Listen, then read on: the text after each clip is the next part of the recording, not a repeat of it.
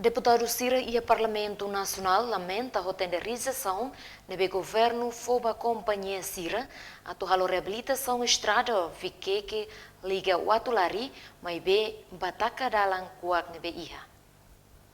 Lamentação ne hatu husi deputado bancada Fretilin dari Madeira e Parlamento Tersane. Nidihan findadão governo fasai tender publicamente companhia Cirato halo estrada vikeke bawatu lari. Povo contente, mas be de repente moço faliba ataca kuaklet. Deputado ne husu ba governo li husi ministério relevante atau bele hari assunto ne. Kari comunidade vikeke husi watu lari, watu karbau, lakluta merece atau hetang estrada dia tem que investe kata osang hodi hadi estrada. Nunemos deputado si bancada CNRT Domingos Carvalho hateten sir halo fiscalização ba município Viqueque hare ponte rua e vamos condição ladiak. Hatan ba questão ne ministro assunto parlamentar no comunicação social Francisco Jerônimo hateten kona ba questão ne nia parte se informa ba ministro obras público atu nune bele for resposta.